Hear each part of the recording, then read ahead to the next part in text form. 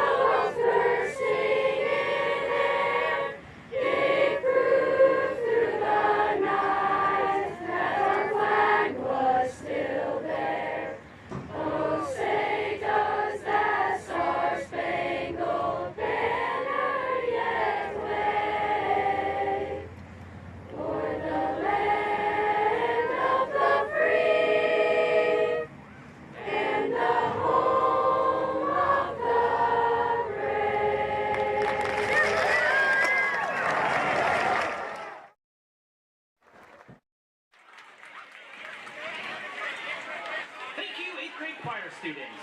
Now joining us on the field is the Highland Middle School's 2024 8th grade band. The 8th grade band members will be joining the Pride of Highland Marching Band for the playing of the Highland High School alma mater.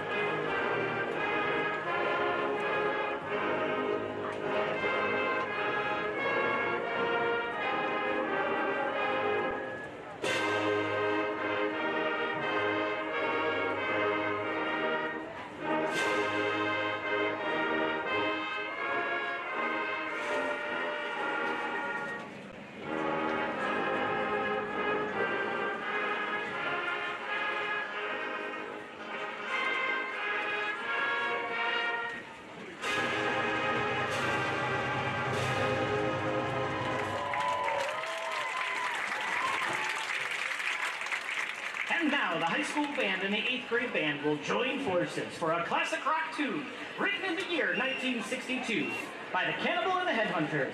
Here is Land of 1,000 Dances.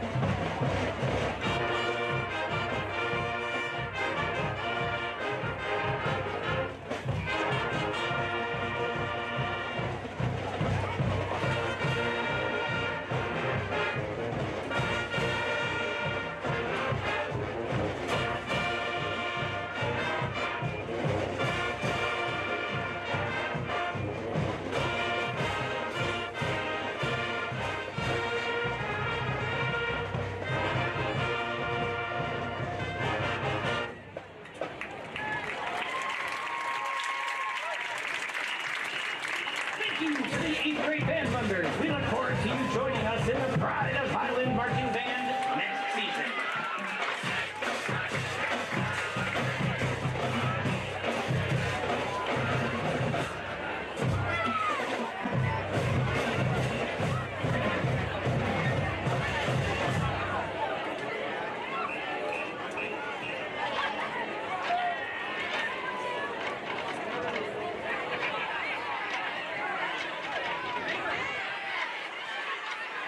$50-50 raffle tickets will be sold throughout the first half. Good evening and welcome to North Gateway Tire Field, Granger Township, Ohio, on a perfect night for some Friday night high school football. I am Brandon Lipchek, and I'm alongside of my friend and my partner, the old ball coach. Give this guy a bat, ball, club, stick, or paddle. He can play it and he can coach it. My friend and my colleague, Jay Grissom. I knew I should not have let you do the open tonight. But, hey, good to be here with you. Well, you usually introduce me, and I wanted to give you a proper intro to kick off this perfect night that we have. Jay, we got the blue and gold Copley team coming in here with a 1-2 record. They got their quarterback back. Yep. They're looking to get out aggressively, and I'm anxious for a good ball game here. Yeah, and I think the weather's perfect. It's starting to feel a little bit fall-like. And at the end of the day, opening up conference play too, right? So big night for that. You're getting into your second part of your season now, where you're kind of concentrating on trying to get a league title, and this is a big one to start it off. Well, that's what we talked about at the end of last week. Is there's no more rookies, right? There's no more. These guys got 3 games under their belt, non-conference games. Highland went 3-0. They got the job done. Right. And Copley's coming in thinking, you know what, we're 1-2, but we got some guys back, and let's see what happens in conference play. Copley's coming in with their second-year coach, John Kramalik. He reminds us of the Brunswick coach, Cole Carter, a little bit, in the sense that he's a young guy, he's an energetic guy. He's brought some energy into this program, right. And he's got some good players, and they run a fast-paced offense, and I'm anxious to see it. Yeah, and I think you look at a first week loss at Amherst, and they came back with a second week win, 33-14 over Firestone, and then a tough, tight loss with a freshman starting quarterback last week at Twinsburg. They lost 25-22. So this is not the Copley that we saw last year, right? Well, 3 games, this is their third, different starting quarterbacks, and now this Gabe Mansell he put up big numbers in a partial season last year, 1,400 yards passing and 1,000 yards on the ground, and he's a playmaker by all accounts. Right. No, I think so, and I think we might as well jump right into our keys to the game, and it's. We'll go with Copley first, and we're talking about chopping through it, and this is a team 1-9 last year, as the Hornets take the field with Coach Gibbons, rocking the gray unis tonight with the green helmets. Last week I should say, we had a rainy night, and this is just it really is, I said, a perfect night. Little breeze flowing in here, the press box, beautiful. And the boys look charged up, as they should be. Yes. So keys to the game. We talking about chopping through it. This is a team that was 1-9 last year. They're off to a 1-2 start. Young head coach, energetic. They've got some athletes. They've got some size up front. So they're just trying to figure it out, trying to get through it here. Andrew, if we could get the keys to the game up. Well, it's like you said with Copley, they're chopping through it. They got their quarterback back, Mansell. Yeah, and you were talking about cutting Mansell loose tonight. He's hasn't played in a couple weeks, hasn't played since week 1, but like you were saying, big numbers last year, and can extend the play. He can do a lot. So talking with the coaching staff, they're just saying that you got to play in coverage. You got to stay in coverage through it, and make sure that you keep him, that Copley, they're trying to cut him loose tonight.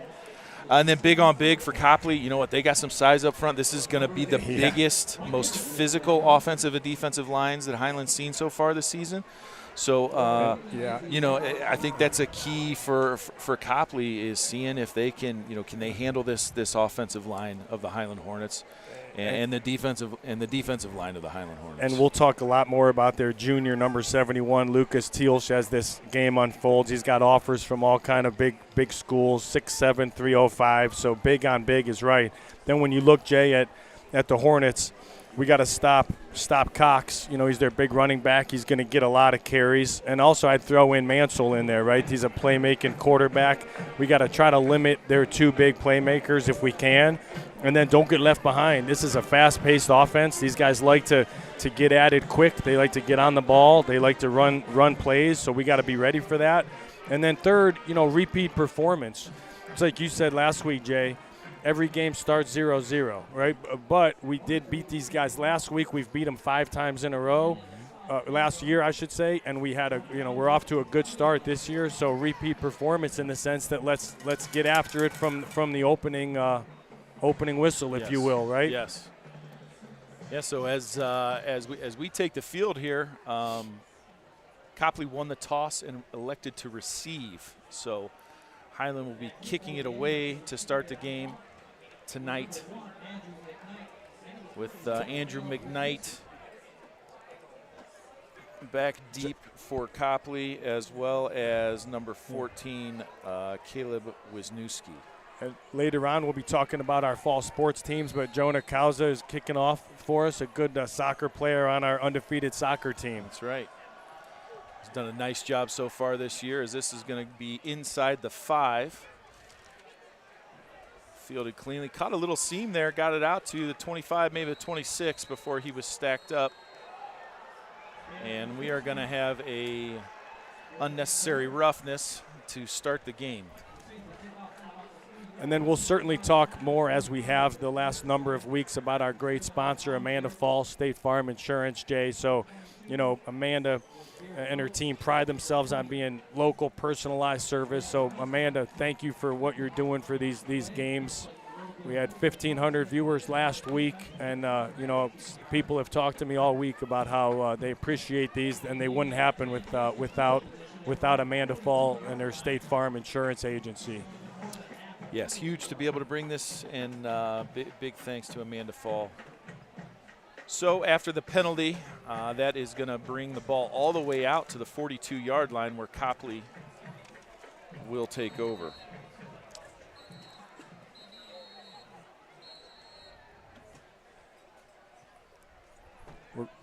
We're going to be watching for their quarterback, number 9. We already talked about Gabe Mansell. We're going to be tracking their running back, Tony Cox. And then number 1 is their main receiver, Andrew McKnight. So a little hold up to start the game here.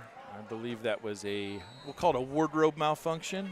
They're pretty hard on these guys, keeping the pads down below their knees, so they'll pull you off the field. So Mansell back to pass, throws it right up the seam. Right on cue to McKnight for a 9-yard gain. And there they are, right back at the line of scrimmage. Mansell alone in the backfield. 3 receivers right, 2 left.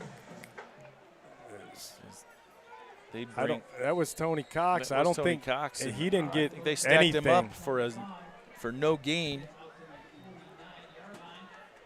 Looked like Ryan Zywick in on that stop. So 3rd and 1. Looks like the Indians are going to take a little bit more time getting this play called. Big 3rd down. Watch out for the hard count here. Been the victim of that a few times so far this season. Yeah. And that is stacked up again. Wow. I mean, I see definitely Noonan in there. Yeah. Also looked like Callan Whitling, you know, from his linebacker spot. J-Mo Gordon from his Mike linebacker spot. They actually lost a yard, so now it's 4th and 2 from the 50, and they're going for it. Yeah, so definitely a hard count situation. They'll bring a guy in motion. They're going to try and get the defense moving a little bit here. Going with a quarterback draw. Wow, what a hit. It was a good hit, but that was good for a first down. That was Whitling that hit him hard. A patient run there in a tough situation to be patient. Well, there wasn't much room for him, but he did get 2.1 yards, and they moved the chains. Talk about big on big. Those last 3 plays were just the right up the gut.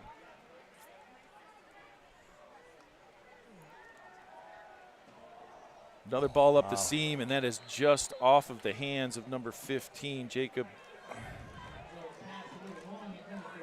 Yeah, Jacob Kiskowski, I believe that was. And I'll tell you what, he was wide open on that seam pattern. So we've seen that twice already, right? Yep. So I think we can establish where they're looking to attack right up the seams, right up the hash marks here early. So 4 receivers left. Going to try and bubble it out real quick. That's read well by Colton Faust. Tony Cox broke a few tackles, brought down maybe after, 5 yards? Yeah. By Jamison Gordon. Yeah, J-Mo Gordon and Evan Faust on the stop. Evan Faust, leading tackler on this team. I'm pretty sure we saw it, didn't we? Yes. Quick back up to the line. 23 tackles already this season for Evan. Back up quick with Tony Cox behind him. Hornets bringing some pressure. Gets it away. And that ball falls incomplete. Intended for McKnight, again, up the seam. I'll tell you what we've seen early on is, and they're going to go for it probably on 4th and 5 from the 42. These guys came to play aggressively tonight, though. They're already they've let loose a few passes down the seam. That one was a 30-yard pass. So now we got 4th and 5. And so back to pass. Garrett Phillips on a safety blitz. Got a hit on the quarterback, and it was broken up by Whitling.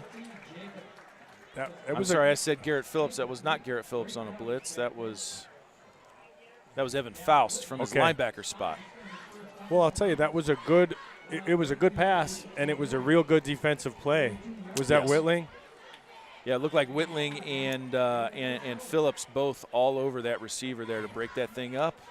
Hornets take over on downs. That's a big stop there by the Hornets. Yeah, so, give up a first down, but able to get off the field in good field position here at their own 42-yard line. So Dylan Borla, quarterback, he's got Casey Miser in the pistol formation behind him. He will turn and give to Miser off the left side. It's well defended by the Copley Indians. He's brought down by number 8, Jalen Tolbert. Good for a gain of about 3. Nice job by Jalen from that safety position, triggering on that run quick. Well, they had a few hats on him. Nobody's surprised that Miser's going to get some carries. He's got 67 carries on the year, so he's going to get his share. 2nd and 7. Miser again. No, this time he Borla keeps it. Picks up about another 3, 2.5, maybe 3. I think that was a good decision by Borla. It was, and Dylan's had such a nice year. 22 of 27 through the air. That's 81.5% completion percentage. But I think the more impressive number, 23 carries for 126 yards. That's what you forget. But number one, 80% completion ratio is almost unheard of. Right? It's unheard of. But then what he does on the ground and the smart decision making that he makes is not unseen either. So 3rd and 4. Hornets at the 49-yard line. That's Miser in the pistol. Give to Miser off the right side. He breaks a tackle, and he's brought down at the 45-yard line by number 33. I think he was hit just short of the first down, and then he got another 4 yards. But just Ralakai Childs on the stop. Yeah, that was. To finish up on Borla, though, we'll talk more about him. But, 4 TD passes, only 1 interception on the year, and I think that speaks to the decision-making and the leadership that we're seeing out of this young man. Yes. And we have officially entered the part of the field where Coach Gibbons likes to take shots here, and both safeties inside of 10 yards. They've got the defense creeped up a little bit, so I wouldn't be surprised as Borla keeps it. They might get him for a horse collar here. Well, I guess not. You know what, though? That's It's a welcome change from last week Yes. when the flags were flying. It was over 20 flags. Remember that? And so let them play. Yes. Let them play. So Borla picks up 4, bring up a 2nd and 6. Oh, I agree. Last week was a bit much. Yeah. Borla's back there with Miser. 3 receivers. It's Berkmeyer in motion. They can fake it to him.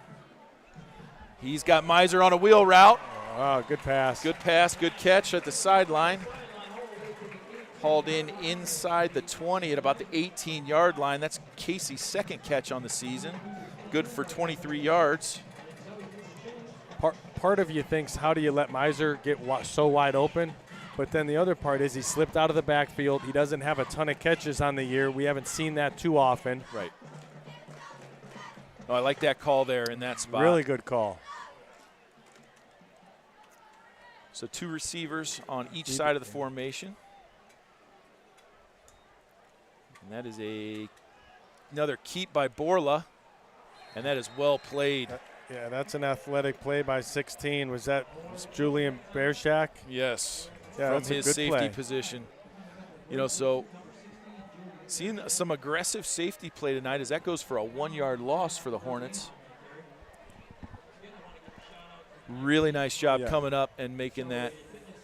You know, and Dylan's got to make that decision to pull it occasionally on some of these RPOs. He was looking to even throw that out in the flat, and they had that covered up. So well defended there by the Copley Indians. Let's see what happens on 2nd and 11. We're at the 19-yard line with 6 minutes to go in the first quarter. That is given to Miser off the right side. Patient run. Yeah, it was. Kind of picks his way through down to about the 13-yard line. When you look at that offensive line, Jay, you got McKean and Noonan and Zywick and Nowak and Bendow and Coyne. We don't want to be remiss in mentioning the big boys up front who make it all happen. That's correct. Done a nice job all year long. Zywick has moved to center this week. Nowak will not be playing tonight. Good call. So Borla, a little play fake. He's looking for a little pop pass to Miser. And that was well covered by the Indians again. That looked like number 11, Jason Baines Jr. on the coverage. And that's a tough play on a running back just coming, right through the middle of the formation to pick him up on a seam route. And Borla kind of ducked in toward the line and then pulled it back up. You don't anticipate, was that the safety, number 11? You don't anticipate him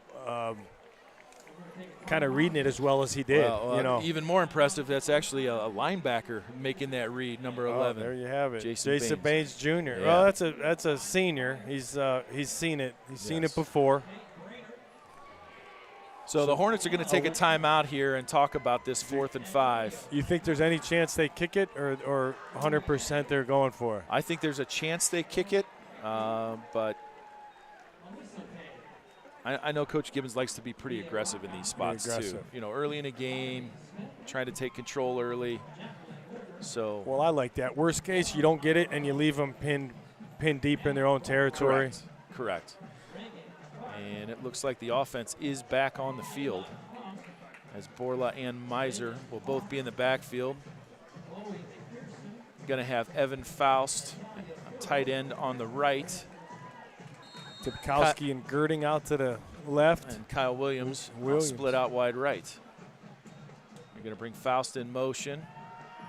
Set up a little screen to Miser. Beautiful. Nice block there by, and Miser gets in. So how about that block that we saw out of Brady Bendow and Ryan Zywick that opened that play up? Well, first of all, what a great call on that. They're aggressive coming in, and Borla was patient, as was Miser. He slips out. There was one guy to block, and he sure did get blocked. And then it was pretty clear sailing after that. What a great execution on that play. Yes. So Borla picks up his 5th touchdown pass on the season. Cow's kick is up and good. So and that's the snap by Josh Arvanites and the hold by Grady Gibb. You don't want to overlook some of the well-executed extra points. Let's see. I think we're getting a replay here of this beautiful screen pass. So just take a look at Zywick from his center position and Brady Bendow from his right guard position, getting out here in open space. Oh, jeez. And just wiping out a linebacker, and that's all Miser needed. Give him a seam, get up the field, put 6 points on the board. I didn't notice that there was 2 guys that came to get that linebacker. Good grief. That was a cool play call and a good way to start the scoring for this game. You know, that was our first possession, right? Yes. And to drive down and convert a 4th down like that is an excellent start for the Hornets. Yes. Always, goal number 1, score first, right? So nice job getting out to a quick start here. That was fun to watch that drive because that was a mix of Miser and of Borla and the run and the pass, which is really what we've been doing all year. We talked about it. We're some more rushing yards, but we have quite a few of both. Who's that? Cowles' kick inside of the 5, maybe at the 1. Fielded, brought out, and that Fumble. ball's on the ground. And Copley is able to cover it up. So that it was returned by Andrew McKnight.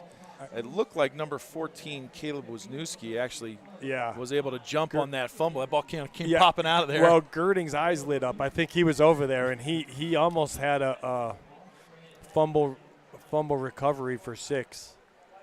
I don't know who jarred that ball loose, but there was a hard hit down there. Yes. So all of that being said, Copley will take over at the 11-yard line, their own 11-yard line. As we've got another, I believe there was a mouth guard on the field. Okay. That has been cleared and replaced. Might have happened from that hard hit we just referenced. Yes. So Mansell back to pass. He's got pressure in his face, and he's just going to have to throw that one away. Yeah, he did good just to get rid of that. He had Topkowski was back in there, and I think 65.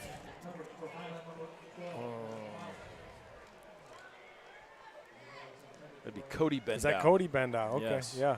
The brothers Bendow. That ball's given to Cox up the middle. Hornets got it stacked up. Oh, that ball's on the ground again. And the Hornets have it.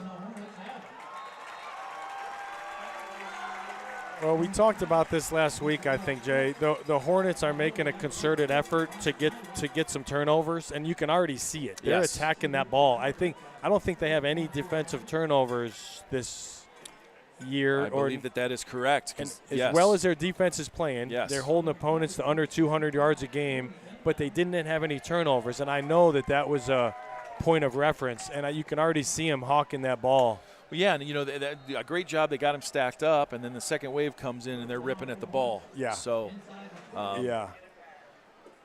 So the Hornets have a chance here to really, really take some momentum right now as they take over inside the Copley 20-yard line at the 19. So Borla in the backfield with Miser. Girding's in motion. He gets and the ball. Give it to Girding. He's got a nice couple lead blocks there. He's brought down by number 11. Yeah, that's Jason Baines Jr. and Jalen Tolbert. But how about how Girding finished off that run? Yes. Running angry. Yeah, he ran a couple guys over. So second down and looks like less than 1. Borla with Miser behind him in a pistol formation. Faust on the right at the tight end. That's given to Miser up the middle. Sidesteps one man and working down inside the 5 to maybe the 2-yard line. Another great push by that offensive line. Yeah, I saw Brady Bendow getting a nice push off that right side. Yeah, Bendow and Coyne both key blocks on that play. You can't emphasize this offensive line enough. big, strong, athletic, Yes. aggressive. So now what is first and goal at the 2? It's about the 2.5, yeah. Snap to Miser. He got tripped up just a little bit. Yeah. Gets it, still falling forward, gets it inside the 1 yard line. Going to bring up a second down.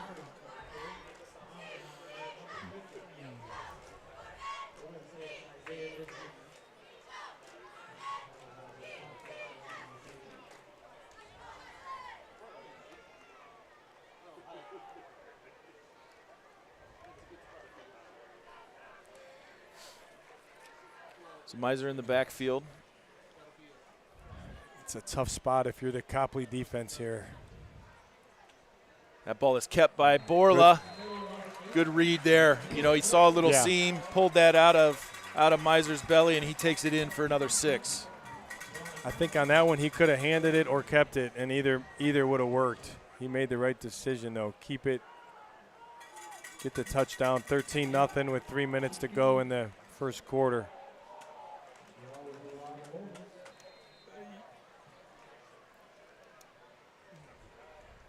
Cow's in for the PAT.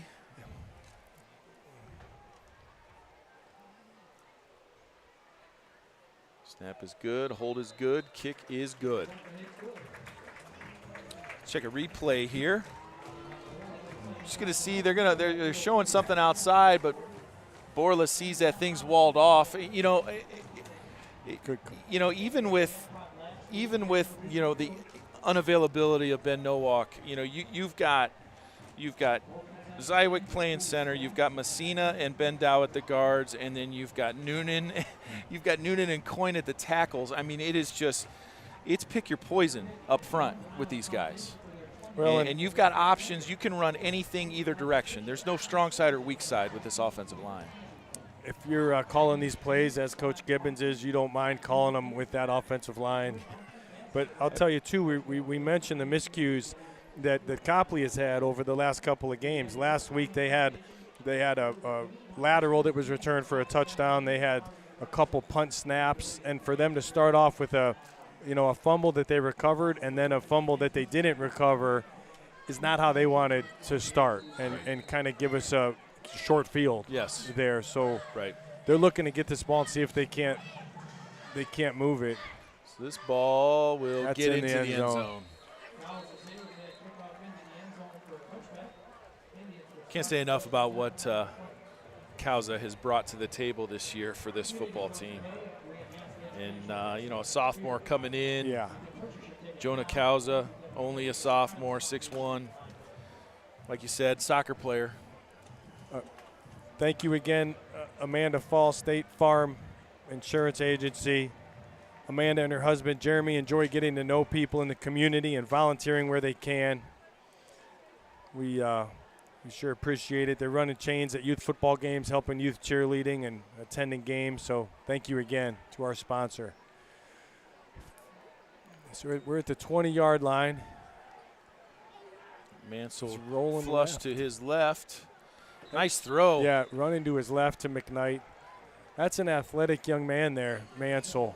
He is. In that play right there, some guys make it look really easy, but you throw it off your wrong foot with your shoulder turned the wrong direction, and you just put it right on your receiver's numbers. Yeah, for about a 13-yard gain. So empty backfield going with a little bubble screen. Nice block on the outside. Hornets do a nice job rallying it up, though. Getting there, Garrett Phillips, as well as Callan Whitling. That's a good read coming up by Phillips all the way from his safety spot to get Wisniewski down for only a no gain. So 5 wide again. Another quick pass. So that is going to fall incomplete. Defended by Nick Dobkowski on that side. That was good coverage. And again, and we've seen it all year long. How quick, they don't want to let that pass rush get there at all. So it's just in and out, quick 5-yard out. But falls incomplete. So 3rd and 9.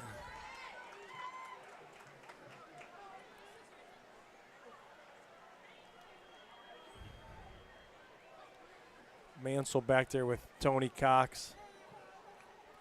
Hornets show pressure and bring pressure. Whoa, that was almost picked by Garrett Phillips. It was, and I'll tell you what, again, pressure in his face. Mansell did, flushed him out right, and Garrett Phillips stepped underneath that, able to knock it away. It was 3rd and 9. They ran a 10-yard out pattern, and Garrett Phillips wasn't surprised by that. Tupkowski and Berkmeyer back to Berkmeyer receive. back. This is McKnight back to punt for the Indians. Gets it away end over end. And that is going to bounce out of bounds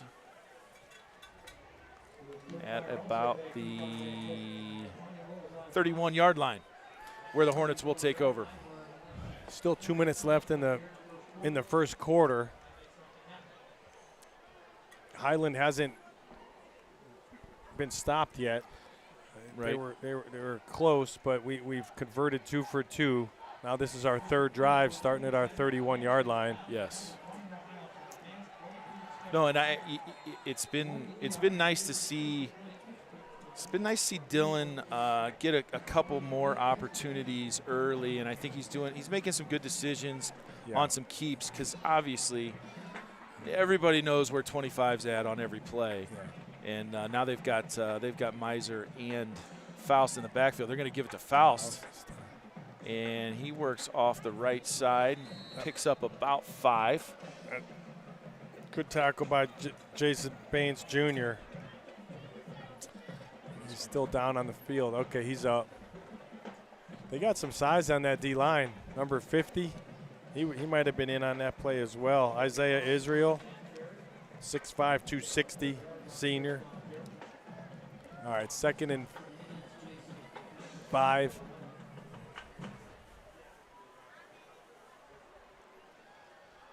So Borla lets that play develop, and he gets it to Luke Berkmeyer on a crossing route. Brings it all the way down to the 43-yard line.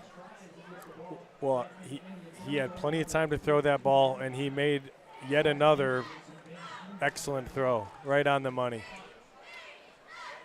A 21-yard gain on that play there. So, you know what? That was obviously well protected, but we had a post up the middle, just letting that side of the field clear and bringing Berkmeyer on just a drag on the backside. Just let him clear as they bubble it out to Berkmeyer. And he gets up the field, breaks a tackle, and he is drugged down by number 11, Jason Baines Jr. But that's close to a 20-yard gain on that little screen. Yeah, quick picked up hitter. 18 on it. So, and we've talked about it in the past, but one of my favorite things that I like to see about our receivers here at Highland, what Coach Gribble does with those guys, is how much they block.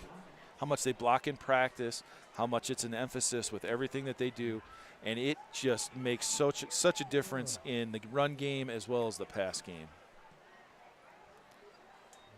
Going to bring Girding in motion. Borla keeps it as he is spun down by running hard, got a couple yards. Looked like number 50, Isaiah Israel, was the first man there. Well, the thing, if you're a receiver, Jay, back to your point, I played a little receiver back in the day, and you might only get 3 or 4, 5, 6, 7 targets all game. So how do you affect the game? Every chance, every play, you get to block. Yes. And that's how you can affect the game when the ball's not coming to you. And then that's how you earn your opportunities. Coaches see that, and then they call your number. Yeah, and we've seen Kyle Williams on the edge and Nick Dobkowski on the edge and Girding and Berkmeyer and what they do in the run game as blockers. So this is Girding in motion again. They fake it to him. That ball is completed to Evan Faust. He's forced out by number 7. It's another accurate throw by Borla. On the run a little bit too, huh? Yeah, just a little boot action off of that jet motion, and that will bring the first quarter to an end. Andrew, I think it's time for the correction segment. So this is a new segment, and as long as I'm up here, we're probably going to have to revisit this correction segment. But it would come to my attention quickly that the week 1 I called the Mount Union Purple Raiders the Red Raiders, and we heard about it from a lot of people, including our own John Bailey and Coach Gibbons, who both attended and played at Mount Union Purple Raiders. Yes. And I've been to many games there. I know they're the Purple Raiders. My daughter Jana is in her 3rd year at Mount Union as a Purple Raider, and I have a flag in my front yard that is purple that says Mount Union Purple Raiders. So the point of this segment is, Jay, I made a mistake. I think I chalk it up to nerves of being next to you. I want to make you proud, and I'm old, and I made a mistake. So only thing you could do on the correction segment is you own up to it and you move forward. That's right. And That's you be right. better, and I will be better. Well, I appreciate that. I appreciate your come to Jesus moment right there. Well, I owed it let's to get the back to football. listeners. Let's get back to it. I'll be better. That's Borlow on a Miser. give to Miser. He cuts that back to the right side. He's right at the pylon, and He's in. Well, the one referee in the middle signaled touchdown. And judging Yeah. by Yeah, he's in. no, they're marking him Oh. down at about the half-yard line. Wait. Oh, maybe he stepped out. You know what? I bet you he stepped out somewhere there. Well, or did they give us the? Okay, now it is a touchdown. Yeah, I'll tell you what, I did not see a single official motion touchdown on that. I saw one. The guy in the middle gave a half-hearted, so there was some confusion down there. But That made some confusion up here. yeah, but he did. But we're thinking he did get in, right? Yes, He so did get in. Cal's in for the Now extra Cal's point. is in for the extra point.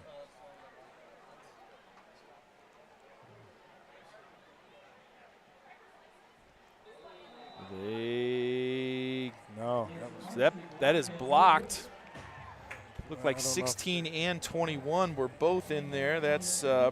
Bearshank and Witherspoon, both off of the defense's right side, just coming with a heavy pressure on the outside. So They'll review that in film tomorrow, and yes, it's 20-0, but we did have. You want to see those executed well, Yes. and we usually do execute those well. So, but at any rate, 20-0, starting the second quarter. Miser with yet another touchdown run for him. I don't know what we have here carrying these Hornet flags on the track, Jay, but we believe have we've got some some costumes of some sort. gotta love the student sections. I don't even know how to describe that, but it's for our viewers. That's good to see. It's good to see a full stands, though. It's good to see the students get into these games, isn't it? Nothing like it. So Cowsa to kick it away. Got into that one pretty good as it will sail into the end zone where Copley will take over the 20-yard line. So defense coming back out.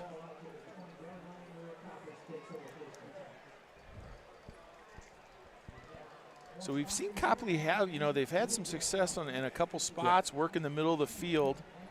Yeah. But they've been testing those little bubble screens out quick. It's not getting a lot of. The problem for Copley's play caller is they don't have the luxury of our coach.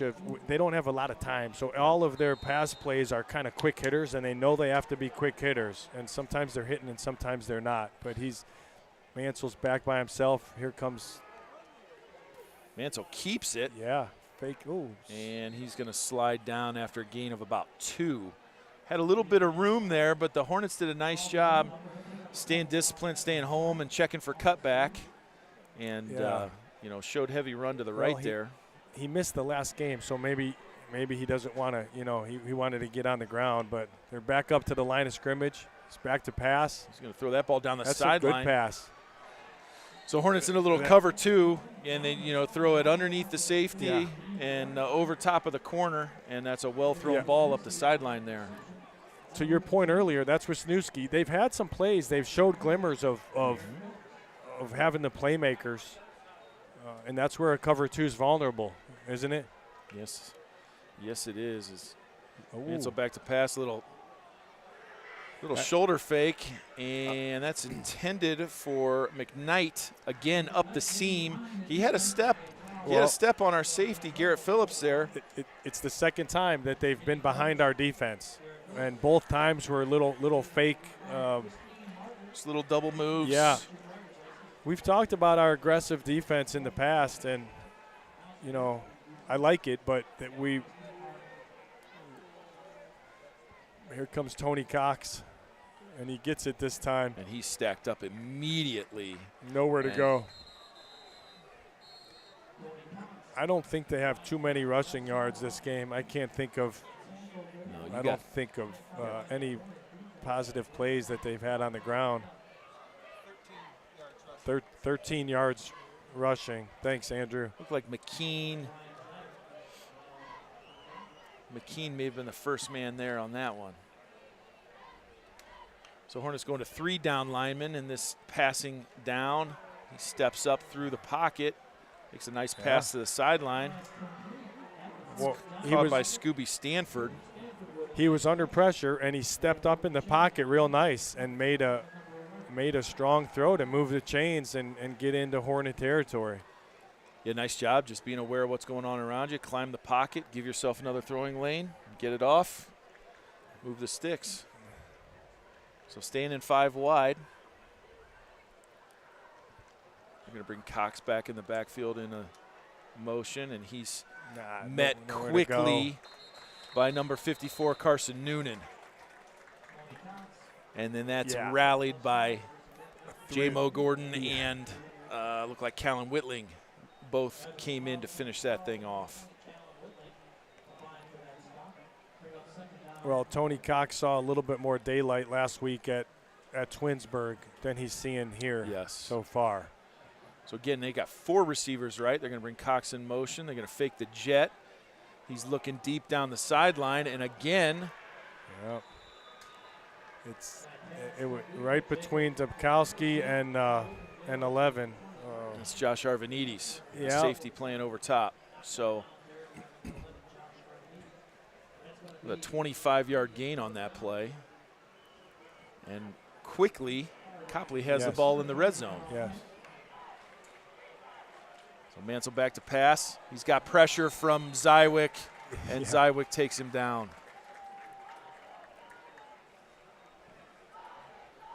It's a hard young man to block right there. He may be unblockable.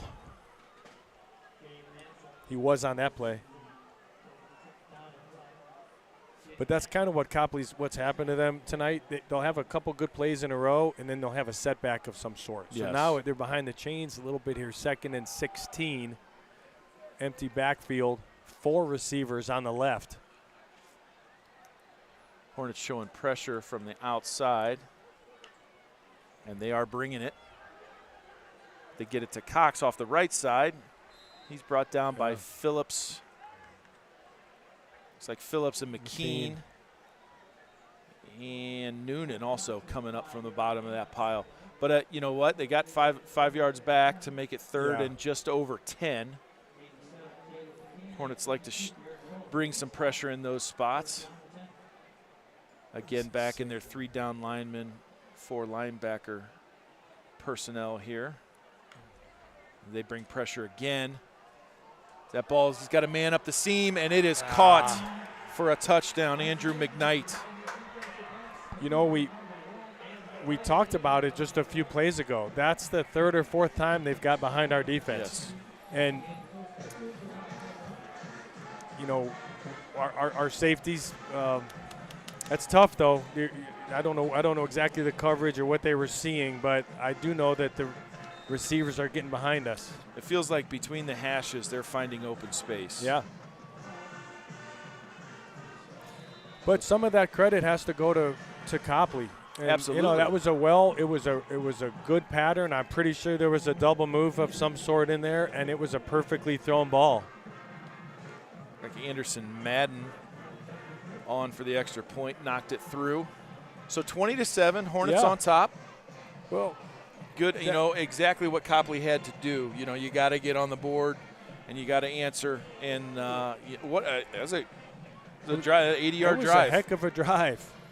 You got to give him credit too.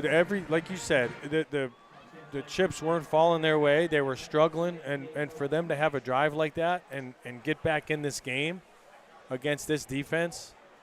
Yeah, very well executed, and you know they're finding some space in the middle of the field, and they're finding some space between the safety and the corner on the sidelines. Yeah. When they catch the Hornets in what appears to be like a cover 2 type of situation. So.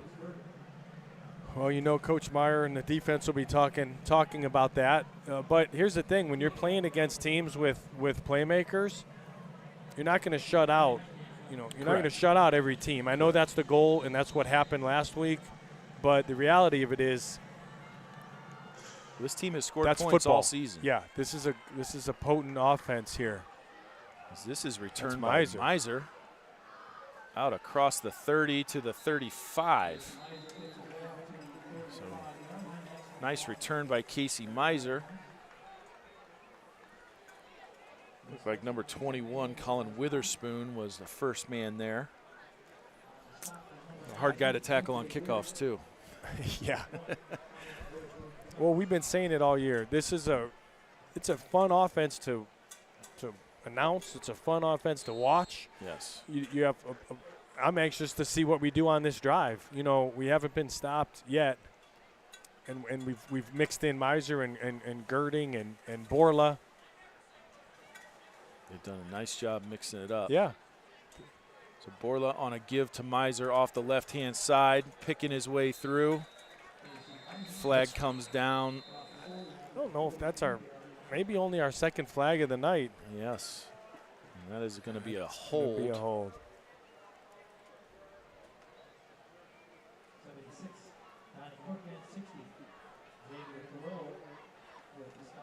The referee threw that flag from behind the formation.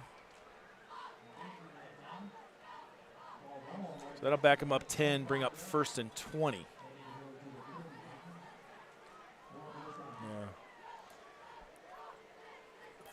That's what is 3 receivers out to the offense's right with Dubkowski out on the left. Miser alongside of Borla.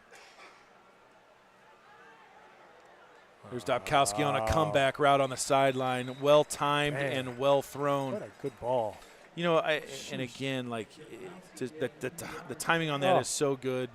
And, you know, that's a deep route, a long, you know, that ball's in the air a long time before he even gets his head around, you know, Dubkowski. But hit him right in the chest. And they picked up 23 yards on that play. Or, I'm sorry, 13 yards on that play to make it 2nd and 7. So a huge play coming off of that penalty. How pretty was that? Lots of repetitions and practice required to make that happen look like that. Comeback routes are tough routes. As they bring pressure, Hornets had the screen. They've got it set up for Miser.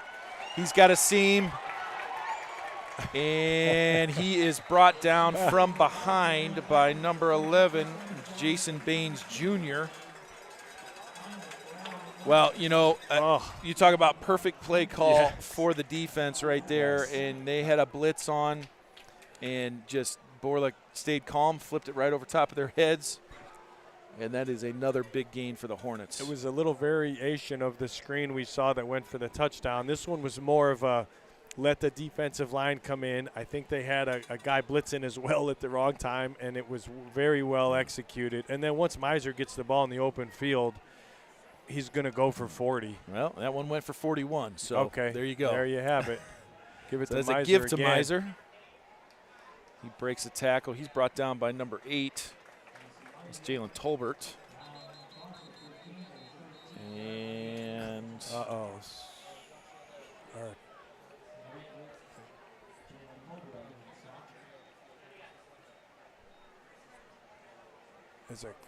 Okay, so here's a replay. And just had that thing set up nice. Look at that block. Who was that? That's Messina out there. 59. That's Messina out there from his guard position, getting a block 25 yards downfield. So, well, I think an offensive lineman's eyes light up when they get to go block a screen pass like that, don't they? Get downfield a little bit, get out from the trenches. Yeah, that's always a fun situation for an offensive lineman, especially when you get to do it out in front of Miser. Yes. Well, when Miser caught that ball, there was there was nobody within a few yards of him, so you just knew that defense was in trouble. And then, but I give credit to number 11 is a playmaking linebacker, Jason Baines Jr., and he hawked him down a little bit and at least didn't let him go for a touchdown. Got an Indian down, but he's up. I think that's number 50. That's Isaiah Israel. But he is hobbling off the field. I hope the young man's okay. It's good to see him at least upright. Yeah. Yeah, so Miser gets the screen pass, then he gets a handoff off the left side behind Noonan and Zywick, right. I believe, right? Or wait, Zywick's at center. Yeah, not now. Messina. Left side's Noonan, Messina. Noonan, Messina, and Zywick, right? Yes. And gets another 8 yards, which is right on his average. Every time he touches the ball, I think he's getting 8.5 yards, we saw. So Hornets have 2 tight ends in the game now as Caleb McKean is checked in along with Faust. Yeah. Borla in the shotgun with Miser behind him. Given to Miser, and that is caved in. There is nobody there. Oh. I'll tell you what, that thing was walled off from the word go, and they had no chance. No. Just that little counter action and literally just gray shirts on white shirts. It looked like Noonan and Messina were right in the center of that action, and Noonan, probably Messina and McKean. Right, McKean Correct. off that left side as well. So nice answer there for the Hornets. Those 3 guys, they caved in the entire left side of that defense. Yes, they did. So Kauza in. Snap is good. Gibb gets it down. Kauza gets it through. I'd love to see a replay of that. We're going to see this one again here. Just take a look at the left side of this offensive line, just driving downfield. Sheesh. Casey Miser's good at football, but I'll tell you what, you running behind those 5. Well, I think Miser would be the first to tell you, and I've heard him talk about it. Like what he's a very humble young man. What a yeah, that's right. Breaking news. Miser can play ball, that's for sure. But that's what makes this Hornets team. So we talked about fun to watch. When you get these playmakers and then some exceptional guys in there and then guys making good decisions and not making mistakes behind an offensive line like this.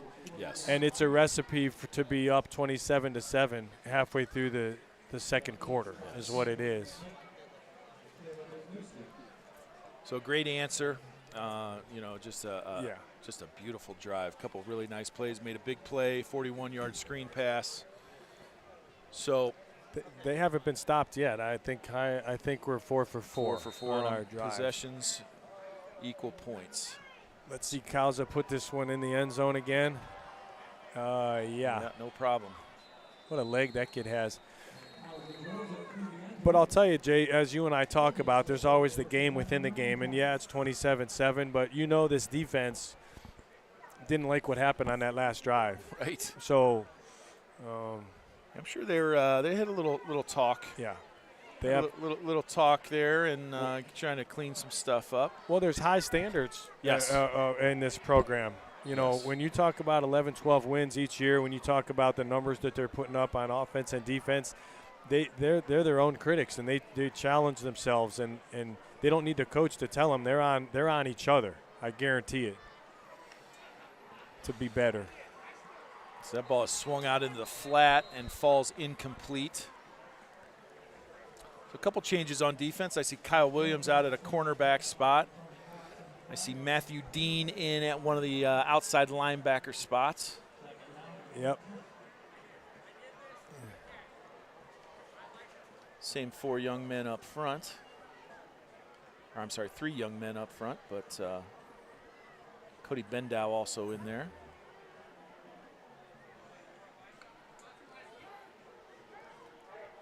So that ball's over the middle to McKnight. He's got a little room to work, and he is forced out. They didn't get him for a late hit, did they? They did. They Come did. on.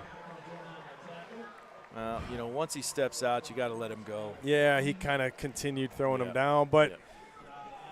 but once again, you got a receiver running pretty open there, and a good pass there by Mansell. Yep, that was well read.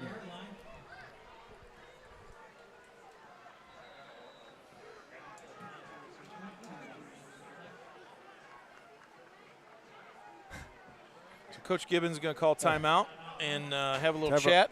Have a little chat with the boys. Get out there and talk to the defense just a little bit. I see him. So during this timeout, we'll take a minute to thank our sponsor. Yeah, Amanda Pfahl State Farm Insurance. Amanda has a daughter, Sammy, that attends Granger Elementary, and a son, Graham, that attends Highland Middle School. Amanda's agency offers discounts for families and great discounts for all youthful operators. So that's big. Amanda and her team pride themselves on being very local, very present. We appreciate you, Amanda. So Copley comes out 5 wide. They motion Cox back into the backfield. Mansell rolling out. And that ball is incomplete, just over the. Was that Colton? That was Colton Faust. He almost got to that ball. Yeah. Nice job, well read by him. Yeah, it was. But just trying to get it over top, and it falls short of his intended receiver. A little bit underthrown. It looked like the receiver had some space there. Second and 10, 29-yard line, 6 minutes to go in the quarter. So that's swung out in the flats to McKnight. Nice block on that side. Yeah. I think that was that the first guy out there, was that the I think that Callan Whitling and Colton Faust. Colton Faust didn't get him down, but he kind of made that play. Him, yeah, right? he contained him and spilled him towards the sideline. Because he had a blocker on him, and yes. he shed the blocker and stifled him until the cavalry came.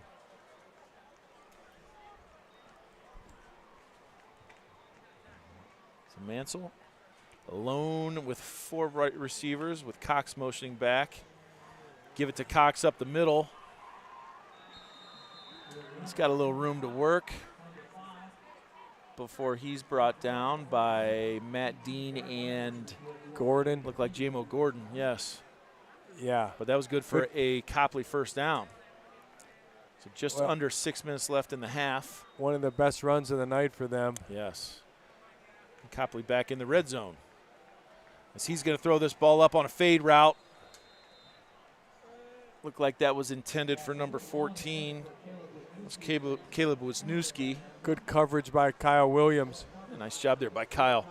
Just keeping him on the sideline. Just nowhere to throw that football. Bring up 2nd down and 10. He wasn't going to let him get behind him there. That was good aggressive corner play.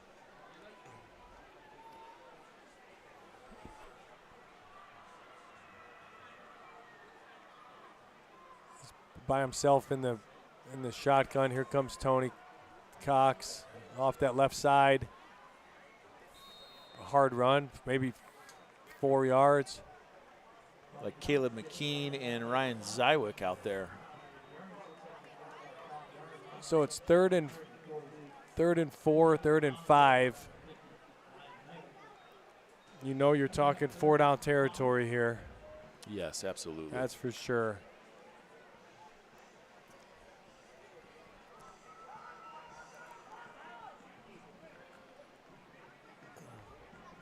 So 5 wide again for Mansell. He's going for that fade route again, and I'll tell you what, there is just nowhere to throw it. And that's Kyle Williams once again. He looks like Denzel Ward out there. I mean, just press man coverage on the sideline. Yeah, it really is. Right in the guy's, right in his chest, like they teach you. Exactly, really good technique there. Really good technique. So we've got a timeout. Copley using their first timeout. They've got 2 remaining.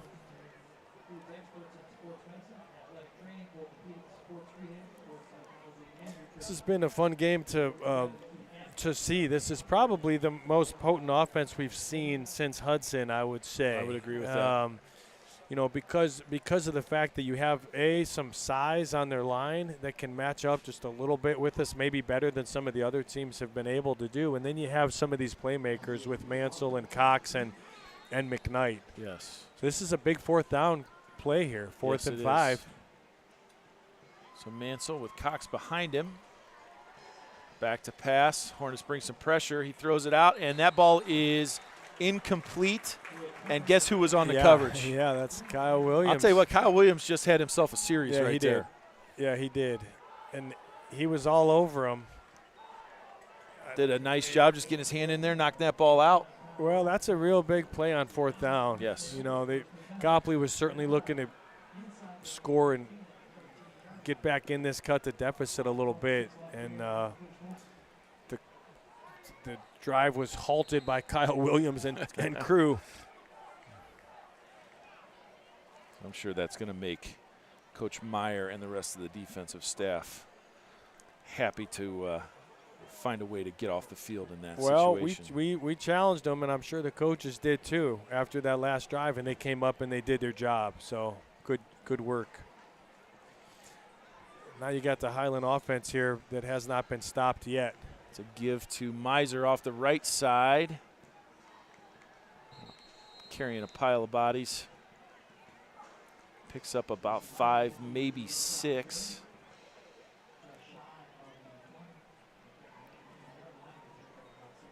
Nice pickup there on 1st down for the Hornets. Well, and we're going to have to talk. We're going to have to talk more in the second half, Jay, about number 71 too, for Copley, and that'll give us something good to talk about then. But that's a big young man, and I think he was involved in that play there. So Borla with a play fake. He's taking a shot, and he's got Girding. Wow. What a throw. Oh, good grief. Dropping it in a bucket. I mean, the defender was all over him. There was nowhere to throw it. There was nowhere to throw it. And he still found a place to throw it. And, you know, what a great job of concentration by Lucas Girding to haul that thing in for another big Hornet pickup. Girding's first catch for 29 yards.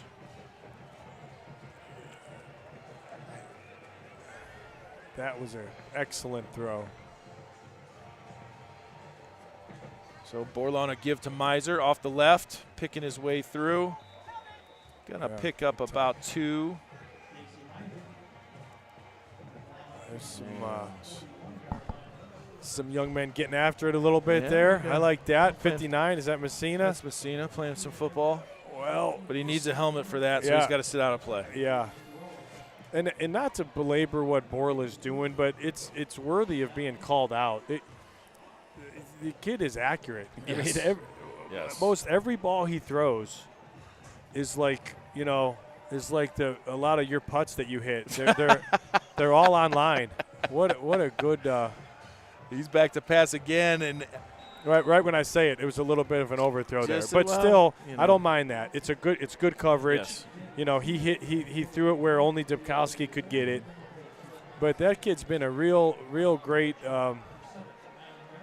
job here in the tradition of good quarterbacks that we've had over the last whole bunch of years. Yes. This guy comes in after an injury, and he's been a lot of fun to watch. Dylan Borla. So 3rd and 8. Hornets at the Copley 41-yard line. So he's going to go right back to the sideline, and that is off of Dubkowski's hands. Just a little high. Maybe threw it a little early. Yeah, I jinxed him, but he's. I like what he's doing out there. So here comes the Hornet punt team. First time we've been stopped all day. Yes. Coach probably just wants to get the punter a little bit of work here. Is that Evan Faust? It is Evan Faust. And he gets it away, end over end, and into the end zone for a touchback. Evan Faust is one of those guys that seemingly can do anything you need him to do. Yes, yeah. You need a punt, send Evan. Need a ball caught, yeah, send 12. That's also Evan. Yeah, you need a carry for 3 yards, hand it to Evan. You need the leading tackler on the team. That's also number 12. Yes. Good for that kid. Hey, sophomore. Off to a great start to his career here at Highland. Man, it's a pipeline of talented young men that this coaching staff just continues to bring up. You know, year after year, you see these young guys come in, and then we get to see them as sophomores and juniors out on the varsity field. Well, Copley's going to try to do something before halftime here. McKnight's in motion. Mishandled the snap, and that just messed up the timing. And that's not ideal when you have 50 and 54. Yeah. Another meeting in the backfield for those two. Yeah. So that'll be a loss of about 4. You know, and that was just as simple as just a quick bobble on the snap. It wasn't a bad snap. No. Just didn't catch it clean. And just that little bit of timing, it's all it takes for this Hornet defense to get there. As he steps up, the ball is out, and that's number 50. That's Zywick. So he's stripped from behind, stepping up in the pocket, and stripped from behind. I don't know that could have been Zywick that stripped that ball too and recovered it. I don't know. Well, we talked about it. I know that it was a concerted effort to force some turnovers, and that's at least the second turnover forced. Right. Yeah. So and I know that's been discussed a lot. I bet it has. It's well, the defenses pride themselves on shutouts and also turnovers, yep. and this is a good defense. So 2 tight ends in the game. Give to Miser off the right side. Cuts it to the outside. We've got another flag down, though. So this is going to be coming back. Yeah. Yes. Going to be a hold on the Hornets. Another nice patient run there by Casey. Yeah. Once he got the edge. Well, that's where that 4.6 speed comes in that I swear is more like 4.48, you know. It sure looks like more like 4.5, doesn't it? He plays fast.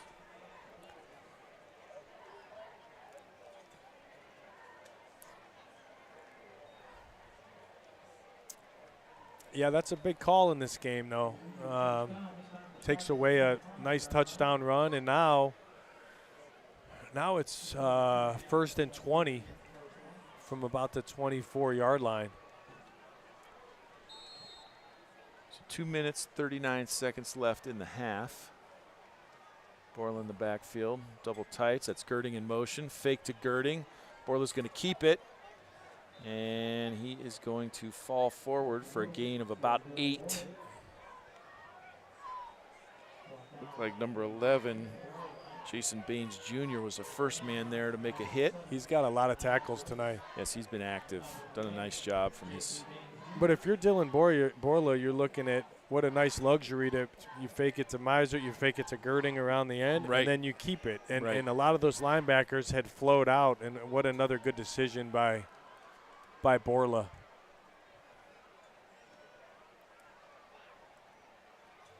So 2 receivers on either side of the formation. Borla back to pass. He's got Miser on a wheel route. And what a catch by Casey Miser. And what a throw. Beautifully thrown ball. As that ball is just just a perfect amount of air underneath it, and a really athletic catch there. It's like the last drive where we saw the long 29-yard pass to Girding. It reminded me of the same thing. This was a wheel route out of the backfield, but he threw it where only Miser could catch it. And you don't see running backs with hands like that too often. That was a heck of a catch. Beautifully thrown ball and a beautiful catch. And they convert this one, so that's good. So we're going to take a look at a replay here. You're going to see two receivers on the left side. They're going to run their defenders off towards the middle of the field. It just opens things up. So you got a slant and a crossing route, and it just makes that safety make a decision. And what a catch. Wow. What a job of getting a foot down inbounds. Well done by the Hornet offense there. So 34-7, minute 51 left in the half.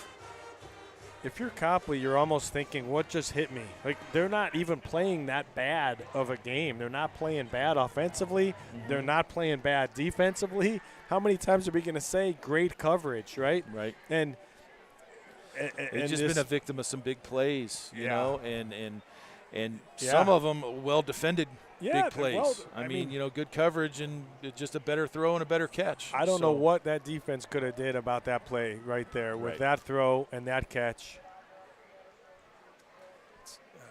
I love to see it. Cowles is getting another workout out here. See him boot this ball.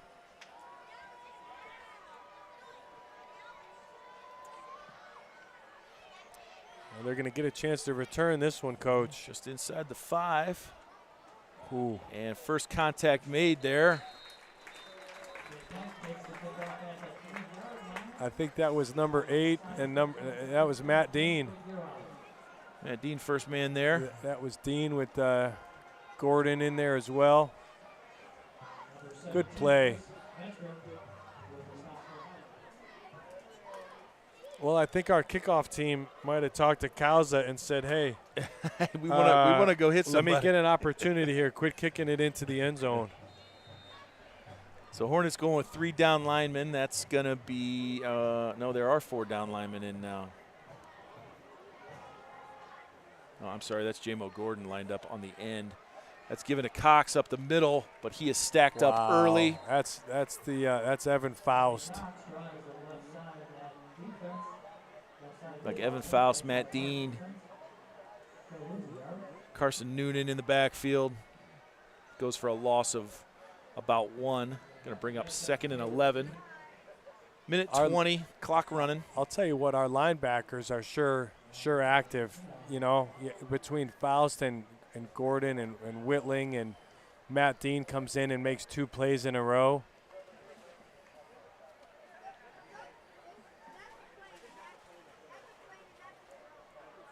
Hornets show pressure. It's Gordon on a blitz. Cut back by Cox, nowhere to go. And it's stacked up again. Really, really, really nice job.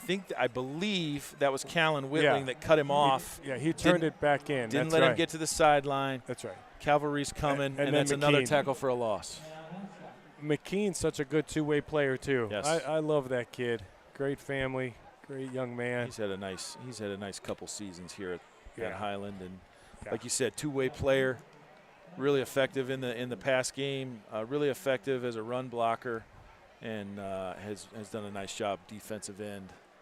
And so they might be content with, well, now they're going to run another play here. Going to have to run one more. 4 seconds on the play clock. That's given to Cox off the left-hand side. As he is met swiftly. Looked like Callan Whitling and J-Mo Gordon in on that stop. So 34-7, and a lot going on. Maybe I don't even know what to say about what we're seeing offensively. It's just been.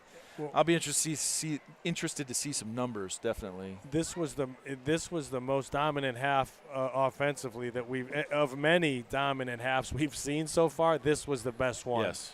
It was the most balanced. It was very balanced, and I'm anxious to see the numbers. We'll report on them to you after this halftime. But that was fun to watch.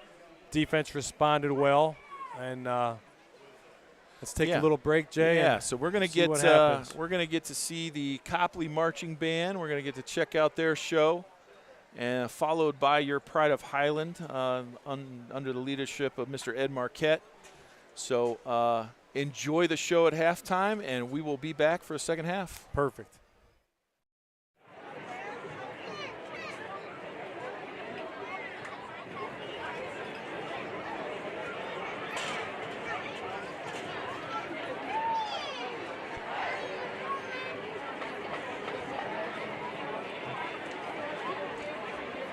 Ladies and gentlemen, please welcome to the field the pride of Copley High School, the Copley High School Marching Band. The band is under the direction of Michael Foster, Christina Wade, and Aaron Wellsgrave. The band is led onto the field by drum majors Chad Snelling and Henry Foster. Tonight, the Copley Band performs their 2024 competition show entitled The Space Between. Soloists are Jasmine Andrew, color guard, Lexi Saris, horn, Holden Lobby, horn, and Taya Campbell, horn.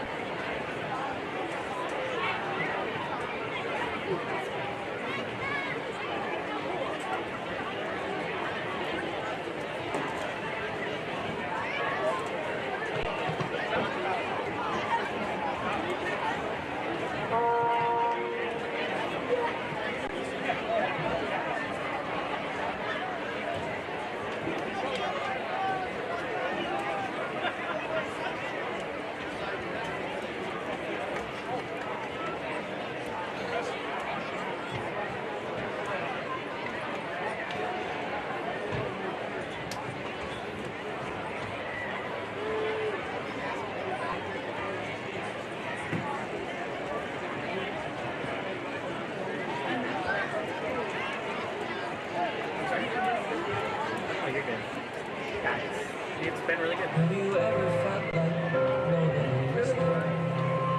It's impossible because of these, like the water in the field. It's so reflective down here, and it's really, really hard to find that balance where it's not all shadow. It's really frustrating. The box inside is Culver's. There's ones labeled B for burgers and C for chicken.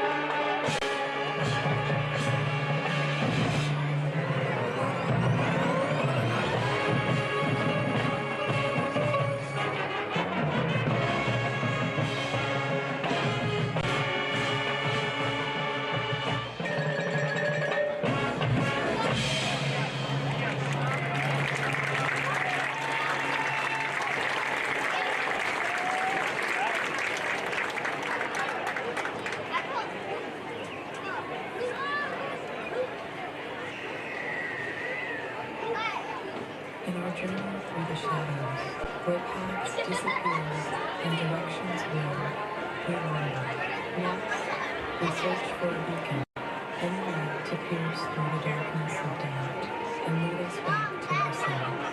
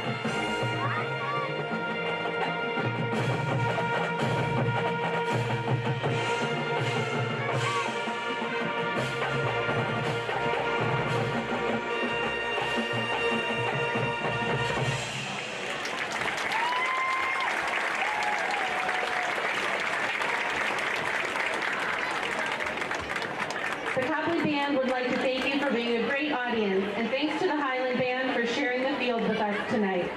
Good luck to the Copley Band tomorrow as they perform in the Bands of America at the Glass Bowl in Toledo.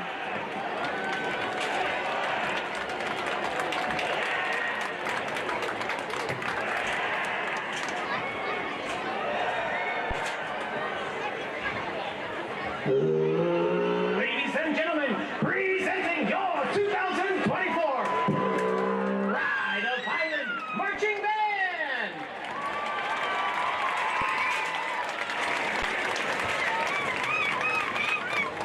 We begin tonight's performance with a song made famous by the rock and jazz fusion band Chicago, Piers 25 or 6-4.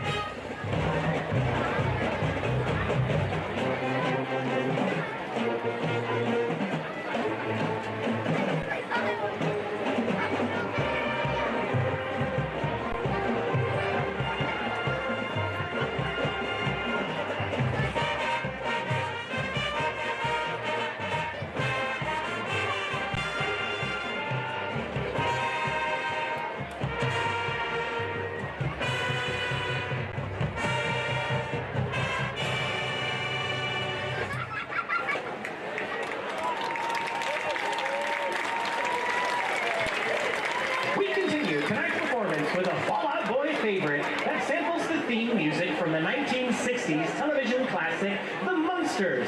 Here's Uma Thurman.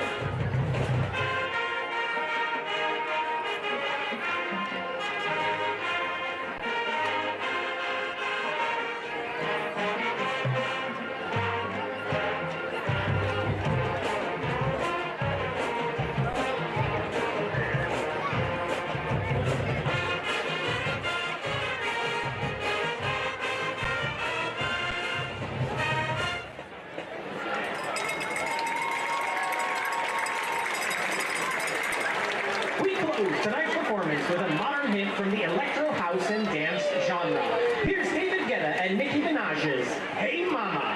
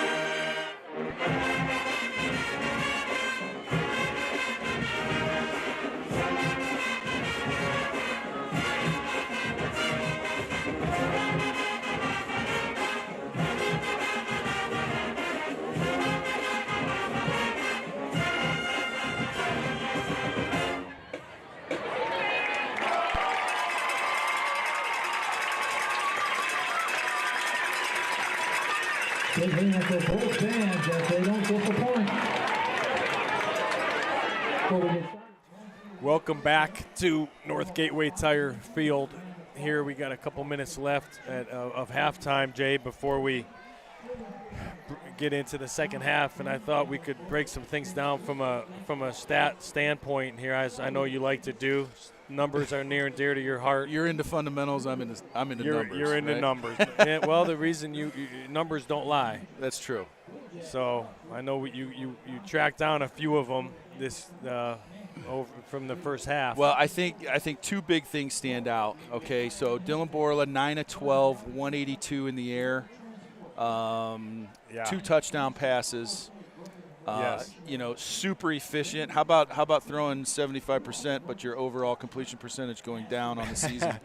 That kind of tells you how well that young man's played. Yeah. But I think the more mind-boggling numbers are what Casey Miser did in the first half. So go ahead. 4 touchdowns, 2 touchdowns on the ground, 2 touchdowns through the air. He had 9 rushes for 57 yards and 4 catches for 93 yards, 150 total yards of our 272 total offense. That was special. Just a really impressive half of football. That really was. So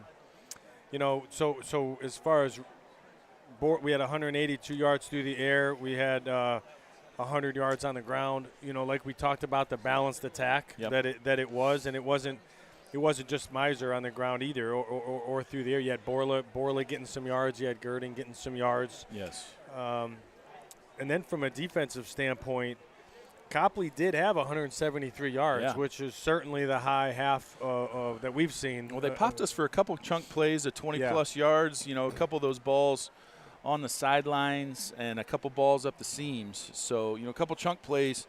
173 is, more than the total offense for the game last week. Yeah, but you see the scoreboard says 34-7. So sometimes you'd see a couple hundred yards almost of offense, and you might think they had, more than 7 points. Right. So I think what that means is, we did give up a couple chunk plays, but we didn't allow it to turn into points. Right.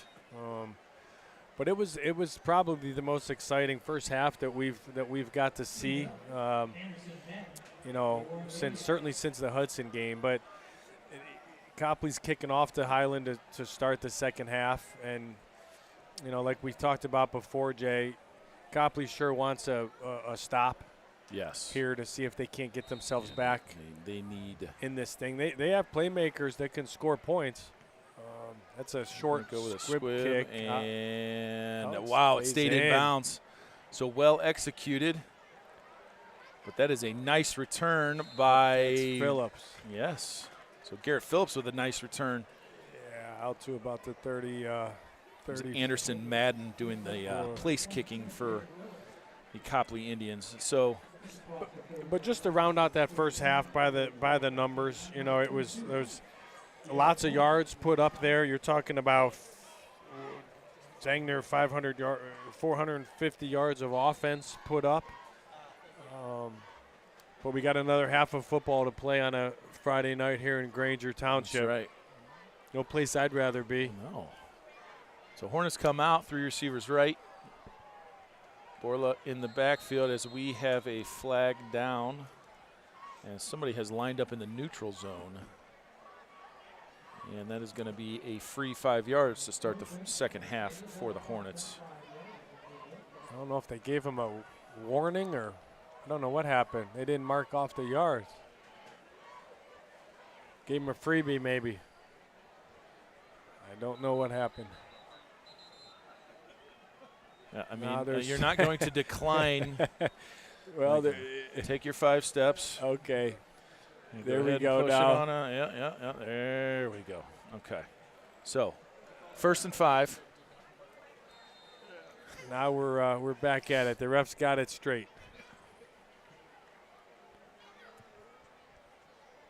So Borla turns, gives to Miser. Off the left side, he's going to pick up 4, maybe 5. I believe he's going to be just short of a 1st down. And I'll tell you what, Messina just steps right in there, doesn't he? And just it's seamless. Yes. He was leading the way there, and he put somebody on their back.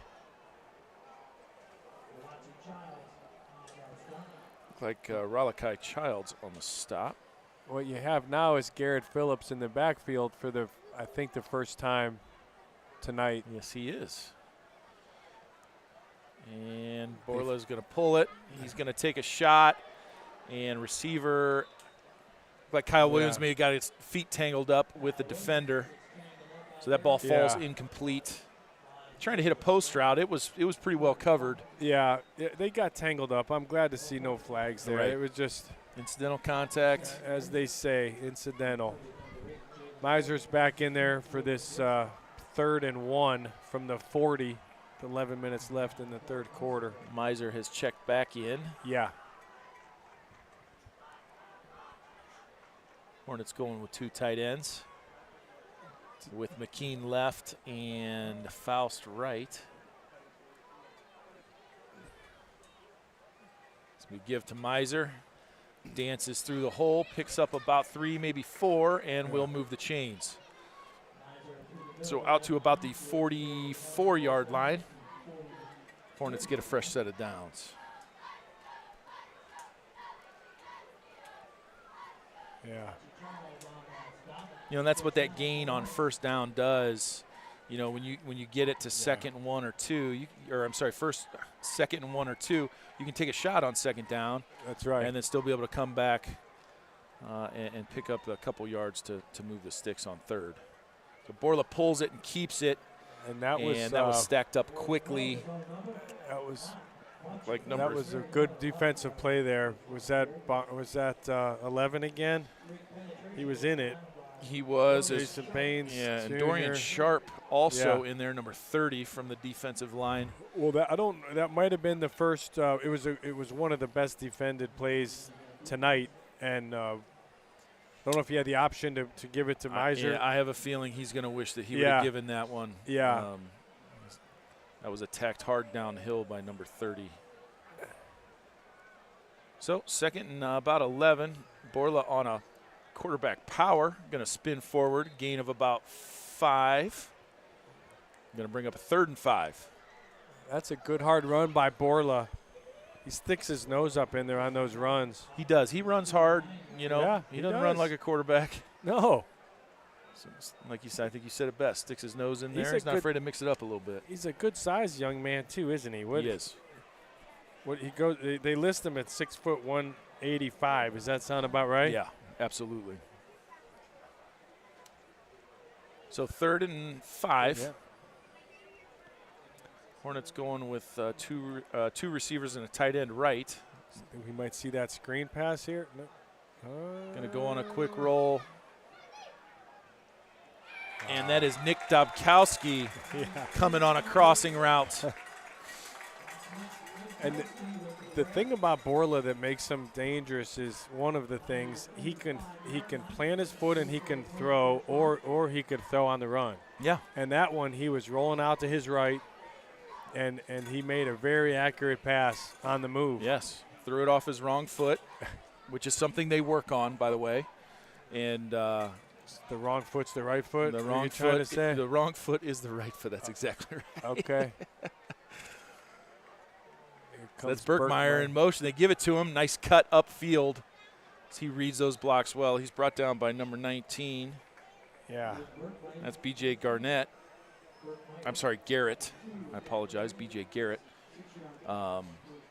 Picks up 6. Hey, nice cut there. You know, those jet sweeps, a lot of times you see maybe try too hard to get outside, but he did a nice job getting his foot in the ground as Copley did a nice job containing that. But he's able to get his foot in the ground, get upfield, and pick up 6 yards on first down. A lot of times you see Girding get that jet sweep, but Berkmeyer got that one. It's been nice to see Luke getting involved this week. Talented young man. That's a gift to Miser. Somebody's hat. Oh, my goodness. That's Bendow. So that's Brady. That was Brady Bendow got into it pretty good with Ralakai Childs. And Brady Bendow's hat came off and went about 20 yards downfield. And he kept blocking. And he didn't stop. Does he have to come out for a play now? He does. He's still hyped up, isn't he?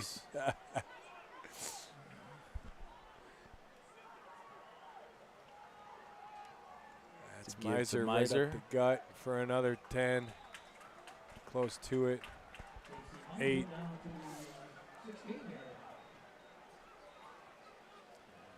Well, we talked about that last week. When you get this offensive line and just blocking downhill like that, it's almost like when they have to block outside, they can do it. But when they call a dive play, their eyes get big and fat and wide, and they say, "Let's go." And that they put those defensive linemen on their heels. No offensive lineman likes to pass block, and no offensive lineman likes to block outside zone. Yeah.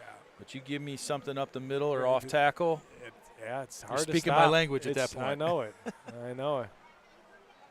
Let's give to Miser. Talk about a good cutback. As soon as he got the ball, he cut back to the left, very patient. Some of those runs just kind of, we take them for granted. They look kind of mundane, right? But it's 6-7 yards. 6-7 yards, 8. Move the sticks. Yeah, that's gonna, right. Now we're first and goal at the 8-yard line great for the run, Hornets. great blocking, and we're just kind of thinking ho-hum. But, because he didn't break it for 20. But that's a hard run and with really good blocking. So now we've got 2 backs in the backfield, and Faust as well as Miser with Borla. He's going to give it to Faust, and he takes it in. So we saw that in the first half. They ran that power, and they just used Miser as a lead blocker.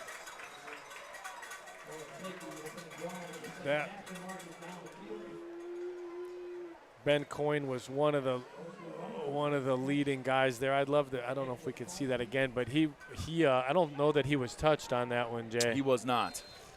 I agree. Perfect. We will get to see a replay. So Kauza in. Gibb gets it down. It is up and through. All right, well done. I'm anxious to see this replay. And we saw the left side of the line cave one in. We're going to see the right side do it here, too. Ben Coyne. Miser just standing up an outside linebacker.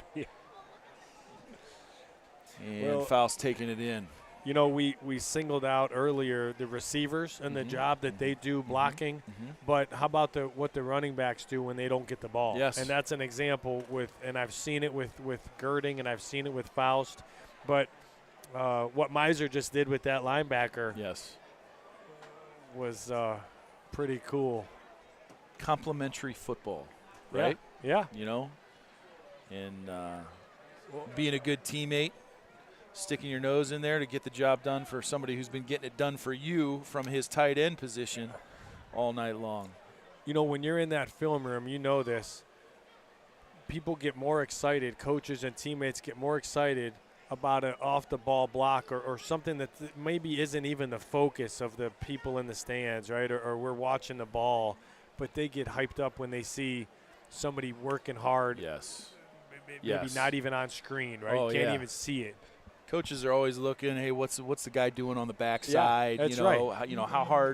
How hard are we committed to every play? And Miser's block there was not on the backside. I'm not saying that. That was right front and center. But I love to see, like you said, that's complimentary football. Kauza gets into this one, and it'll be received. right inside the end zone. Yeah.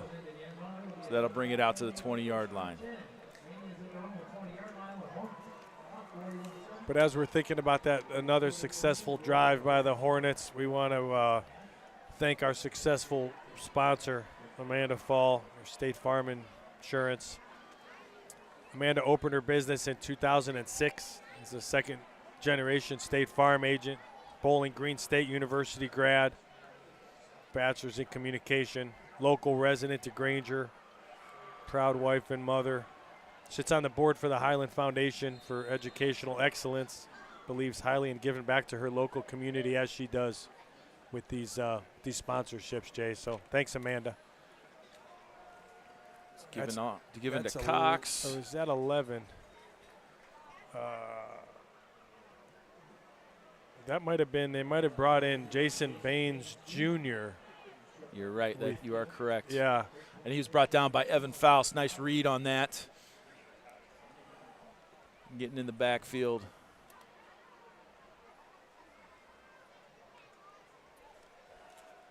Swings it out. Oh, man.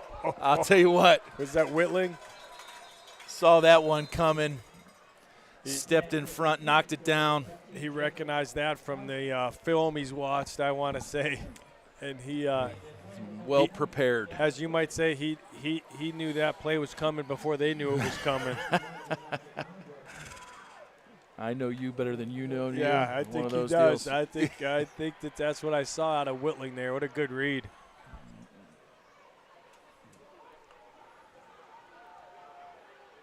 Back to pass, looking over the middle and just overthrown. I think there was some confusion there. Number 1 and number 2. 2 men in the were area. Right in the area, yeah. And I almost McKnight could have had a play on that ball, but they didn't, and they're looking at a punt here.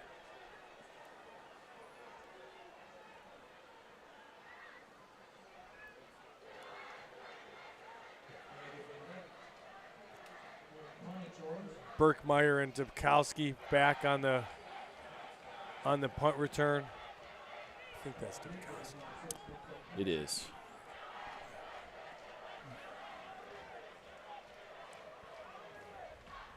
Punt is away and short. Going to scatter from that one. It's going to be down at about the Hornet 48-yard line. You know, Jay, we talked about what Copley's coach, John Kromalik, is trying to do here, and at some point we can talk more about this, but Copley's a storied program, and you and I talked about this before the game. When you think about the late 90s and the 2000s, they had playoff team after playoff team. They had DeLone Carter was their running back, who you remember, that was drafted in the NFL 2011. After an unbelievable career at Syracuse. Then he went on to play for the Colts and the Ravens and the Jags. Had a pretty successful NFL career. So this is a storied high school football program that's kind of getting back at it, I feel like. So we do have a running clock here now. That ball is Grady Gibb is taken over at quarterback. Yeah.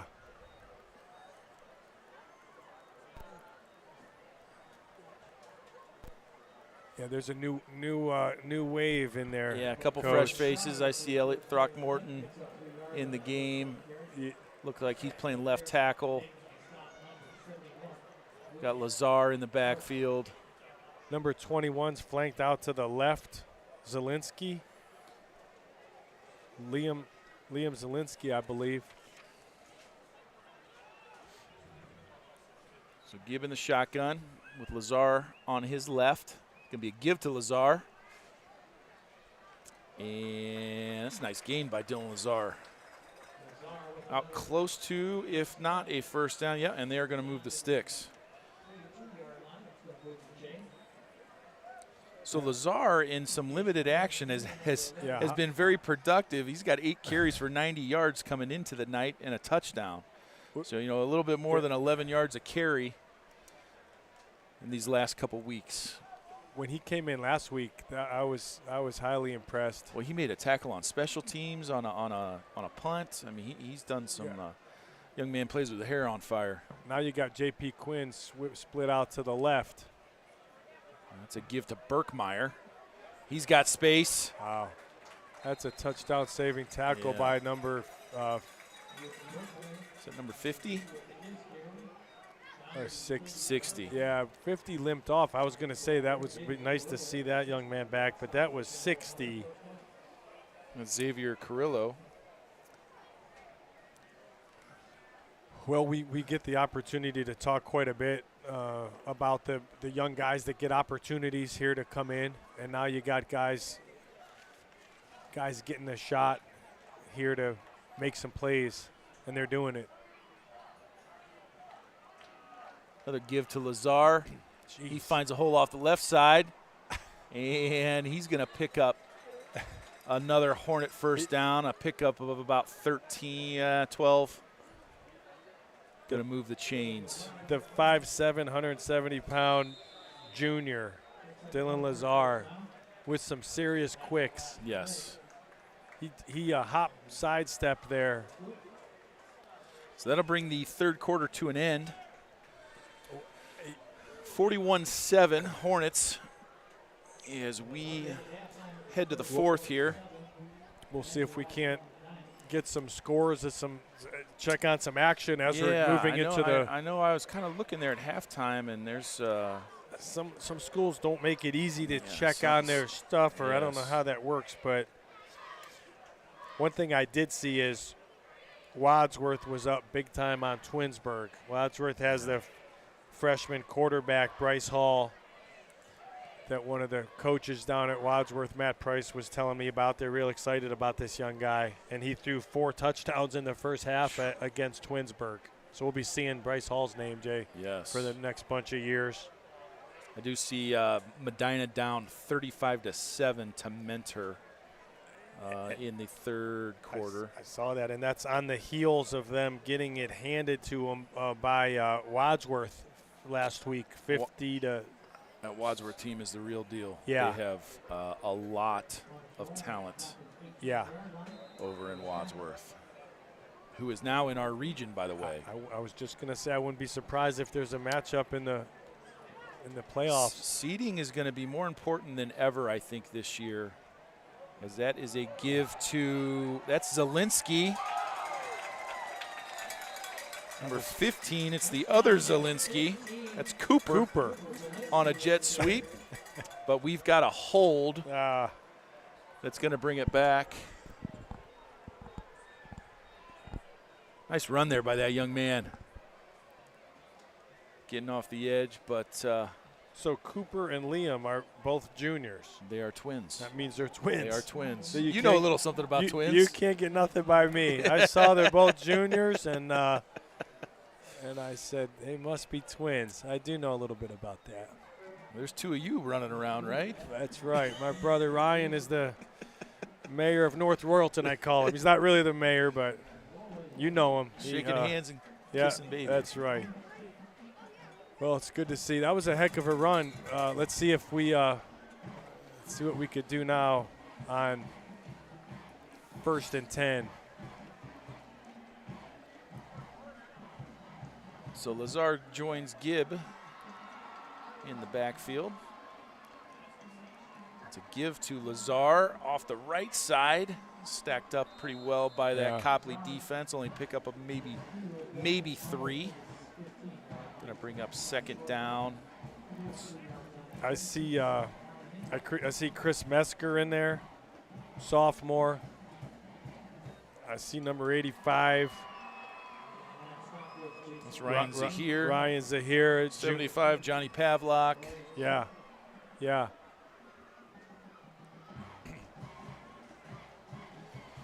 It's like 72, Tommy Fern at the right tackle position. They're going to give it to Zielinski again. Let him try it again. That time Copley did a nice job stringing it out. That's number 19. That's number 19, B.J. Garrett on the stop for Copley.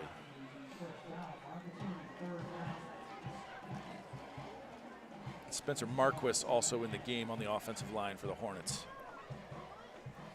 I'd see number 71 running off of the field, and that's their big guy, Lucas Tealsh. We will want to touch on him before the night's over, yes. too. Bright future ahead of that young man. Yeah.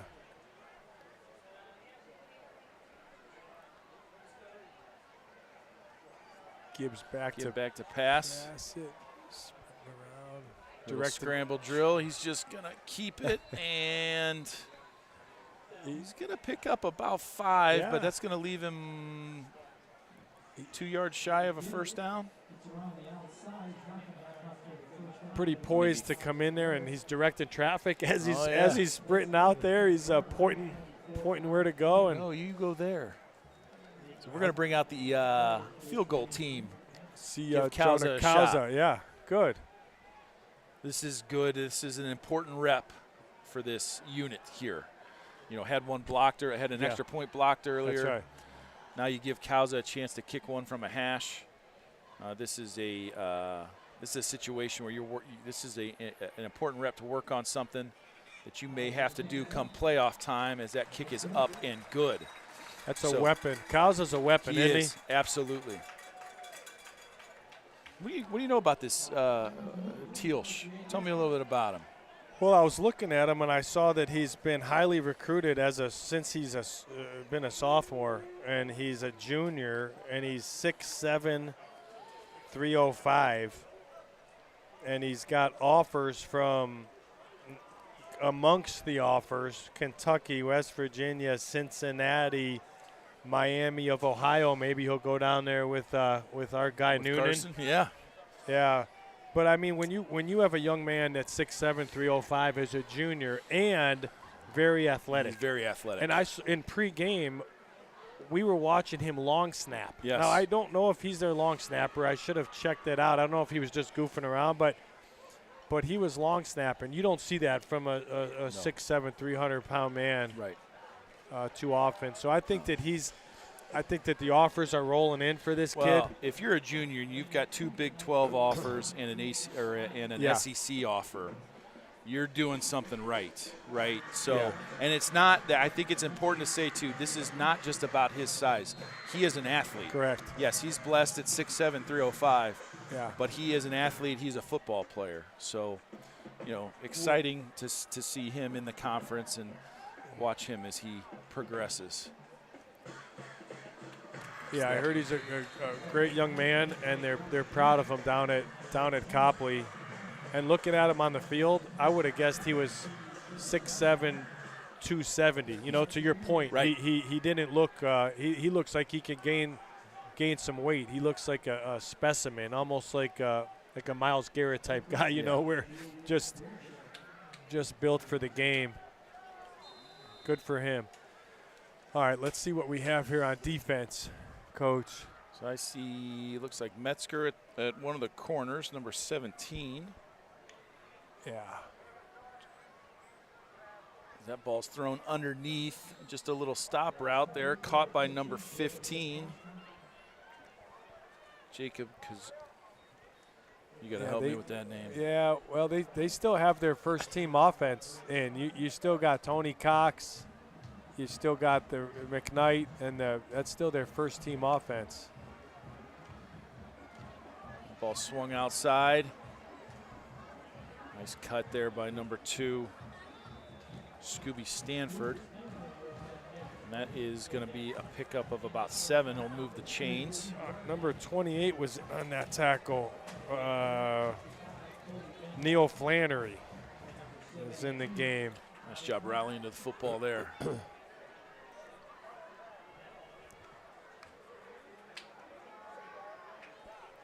Steps up in the pocket. He's got some room to run. Gets a block and forced out of bounds there by number 15, Cooper Zielinski. Well, Copley's keeping the pedal down. They said we want to maybe go get a score here. Maybe it's roll into next week with some confidence. I don't know, but that's still Mansell out under quarterback. Steps back. He's looking deep down the sideline. And that's Wisniewski. That's 14. So again, Hornets in that cover 2.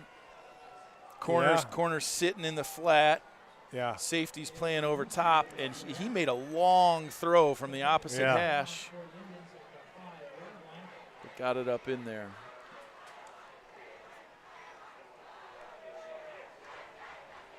The 43-yard gain as this ball's loose, and Mansell is able to cover it up.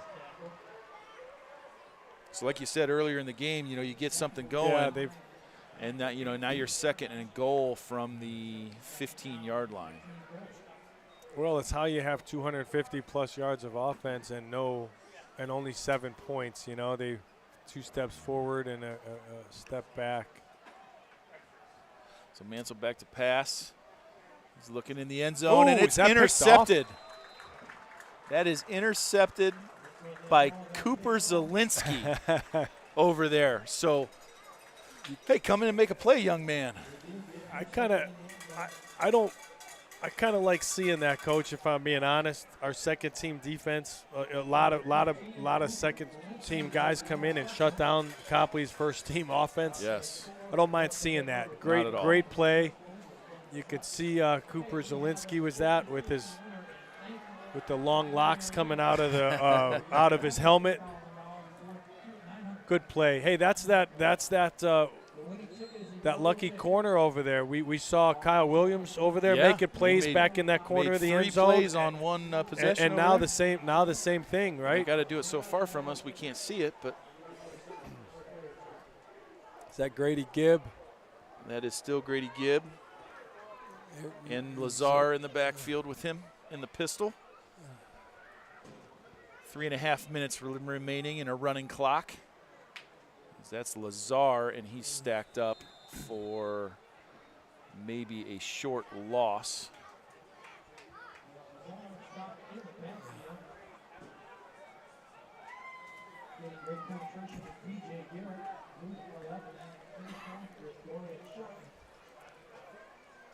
A lot of moving parts. Yeah, I like to see it though. I do too. We're fighting all the way to the end and bringing guys in and not missing much of a beat like we've talked about before.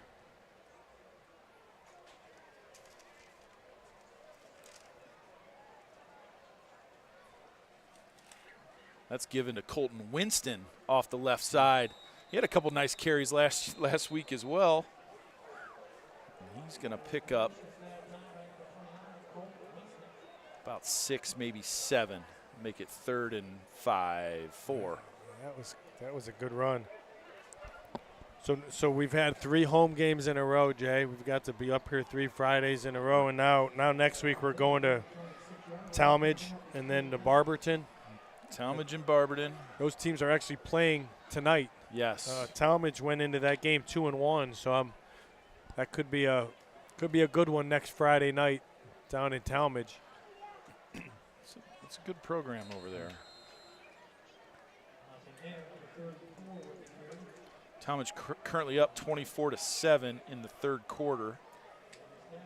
Yeah, that would make Barberton 0-4 and Talmadge 3-1. So while we won't be announcing it, I'll be looking forward to going to see that game. Yes.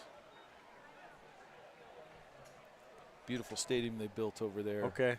They did I think that might be the 4th or 5th season they've played in that new stadium. They did a nice job. It's a beautiful stadium they put in over there at Talmadge High School.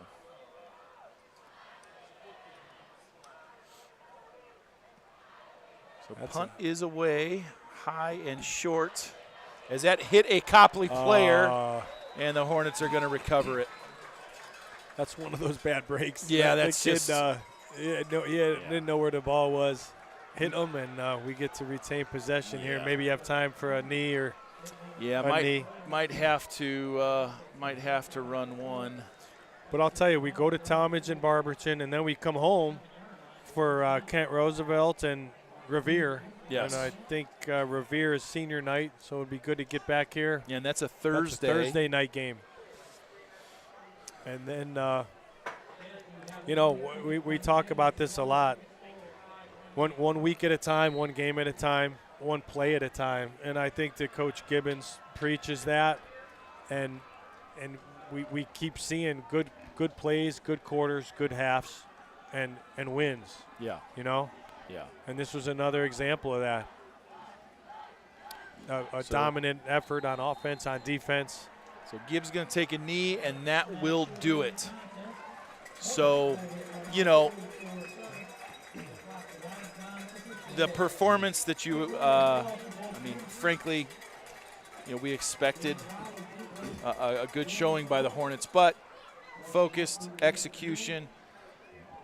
Couple penalties that, you know, you got to talk about and get some stuff cleaned up, because in a tight game you can't have the personal fouls and the late hits and that kind of stuff. Yeah. But at the end of the day, you know, a really balanced game. You know, Borla in the passing game, Miser doing what he does on the ground, offensive and defensive line doing what they do. Outstanding stuff. It really was, Coach. It was a pleasure to be up here with you, to see the boys playing, to see the stands full on a beautiful night. You know, you look at some of the stats: 15 first downs we had, 384 yards of offense. Right. Held them to 226, and by the way, 173 yards were in the first half. Right. So that tells me that the defense clamped down in the second half, did what they needed to do. Right. Came away with feeling good and ready to hit the road again.